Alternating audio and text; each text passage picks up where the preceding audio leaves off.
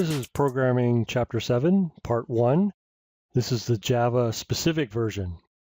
So we'll notice that our class name is exercise 7.1 and our file name is also 7.1. Just a reminder, you have to have the same identifier for file name as you do for the class. We define a class in this manner. This one is called node, and we have an integer number.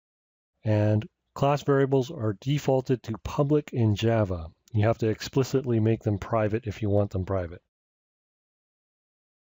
Now, this particular arrangement is called a private class, a class within a class.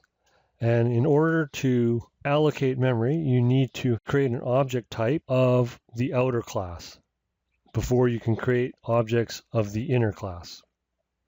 And you need to use this as the object type when you're doing a new. So again, we can dynamically allocate this, copy this pointer, and we can't print the memory addresses because Java doesn't allow us to do this, so we print out something called a hash code.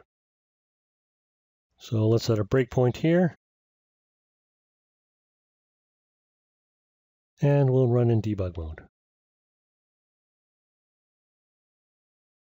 You're going to notice that we're not allocating a global variable and a local variable because, again, Java does not allow us to look at memory.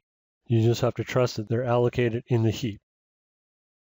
Okay, and we notice these hash codes. These two are the same, so they're pointing at the same thing. And we step over, we step over. We can look at these variables if you want. We just open it up. And we see that node 1 has number 15, node 2 has -6, and node 3 is pointing to node 1, so it has to have 15 as well.